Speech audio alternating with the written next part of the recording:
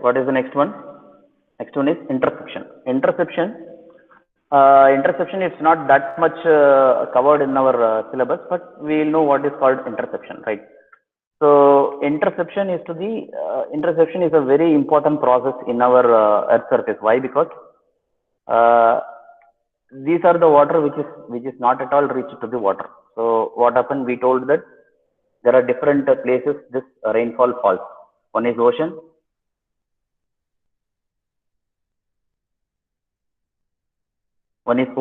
the other is green cover, and the other is ice. So what happens? We are mostly concentrated only on the water which is available in the ground, either in the form of stored water or in the form of the water which is getting into the ground. If it is going into the groundwater will get recharged. So when we don't have the surface water, we can utilize this groundwater. That is our concept. But what this interception does is, the water, suppose if it is falling on the trees and plants, or suppose it is falling on the ice and glaciers, what will happen is it doesn't reach the ground. So it is considered mostly that the almost water which is coming from the rainfall is out of waste.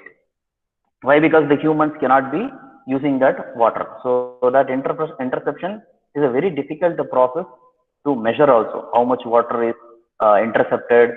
That also it is very researchable topic. Nobody knows that how much water is getting intercepted. That is, when the rainfall is coming into the ground or to any of the bodies like water bodies, ground, or the ice, snow and glaciers, we could not measure how much water is not reached to the earth surface. So either it may go as a transpiration or evaporation, or some different process are there. So it will never reach the ground surface. That is called as interception. That's what fourth point we are discussing about. So what people usually research is how much water is coming. So how we can save this rainfall water, and how much evaporation is taking place. For example, you have rivers and lakes and ponds in your locality. So what happens if it is summer? You may notice that the water is getting reduced. The reason being is evaporation. So if you arrest evaporation by doing different procedures, what you can do is you can utilize the water for various purposes. So what basically people do is how to arrest this evaporation process, where the maximum amount of water will get back into the atmosphere. So what are the ways to arrest this evaporation? So this is evaporation. This is the main topic in our hydrology. And evapotranspiration, this is very difficult to measure. We don't have much of the techniques to measure evapotranspiration. So how much water is available in the trees and how much is getting back into the atmosphere, it is very difficult to measure also, because we don't have much of the equipments available in the hydrological research. So this is slowly growing field, and the interception is completely unknown to anyone. Why? Because we don't know which is the water which is not entering into the ground. So this is interception.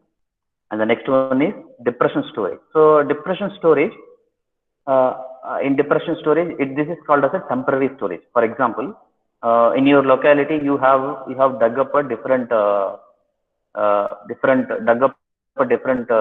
dig. So what you do is, when rainfall is coming, it will go into that particular location, and after that you wanted to close that dugout well or something other you dug out.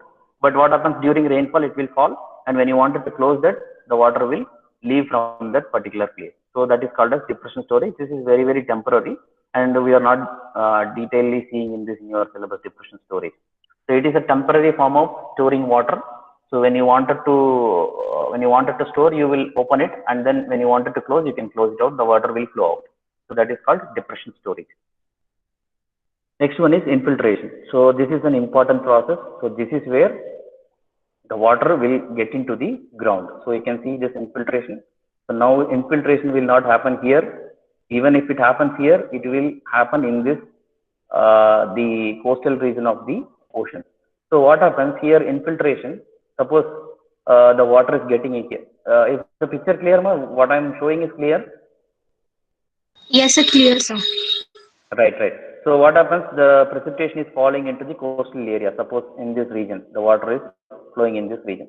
So here in this ocean, it is full of salt water. You know, ocean is full of salt water. So rainfall is getting into this location somewhere over here.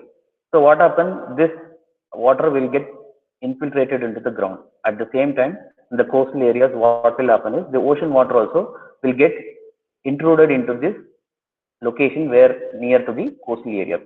So that process is called as saltwater intrusion. What it does is the salt water will mix into the ground surface. So what happens ultimately, it is of no use that we can utilize the water. So this process also is a saltwater intrusion. So we are not much focusing on the saltwater intrusion part. We are focusing on this infiltration. I just wanted to give an information about what will happen in the coastal region when the water infiltrated into the ground surface. So there are number of places where the saltwater intrusion in the coastal regions it happens. So you can find it out wherever the beach is there. Most of the locations in that beach and the nearby locations will be of saltwater intrusion where they cannot utilize this water for drinking purpose. So next is infiltration. So what is infiltration is okay. The water is falling into the green cover. The water is in the ice and snow. So what happens under different climatic conditions? This ice, snow, and glaciers will melt. So ultimately, it has to go into the ground surface. Similarly, in this one, so when the transpiration is not more, that is, the water is not absorbed by the plants, it will go into the earth surface. So here, what happens? These are the areas where the water will get infiltrated into the ground. So the most advantage of infiltration is nothing but it will increase the groundwater table. So groundwater table is nothing but the location from the earth surface where the water is stored. So it may be natural infiltration, or it may be already available, the water are already available, aquifer. So these things we studied in the engineering geology. What are the different forms of aquifers you have in the underground? So what happens? This infiltration provides a main source for the aquifers under the ground to recharge. That's called groundwater recharge and flow. So this is an important topic, infiltration. So now we are almost done with the surface water. What happens in the recent times? We expected more amount of surface water, so we are having limited amount of surface water available with us. So the next step is like we are expecting too much amount of groundwater. So if you expect more amount of groundwater from the underground, what will happen? This water table also will get reduced. So ultimately, you need some process to recharge this ground. Then only we can expect more amount of water from the groundwater. So that's the reason you will be having more number of rainwater harvesting pits and different schemes introduced by the government to increase the level of the water table. So that's where the rainwater harvesting comes. So this infiltration is a general part. Once after the rainfall is coming, the water will go inside.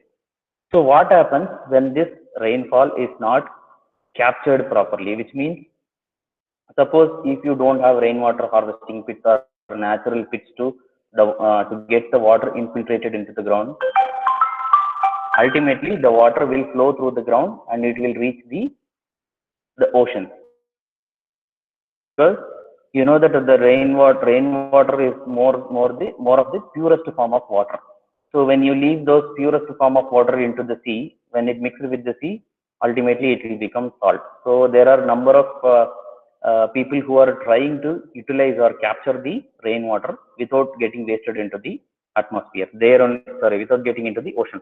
That is where our civil engineers are concerned. That is where we are going with the irrigation structure. Why?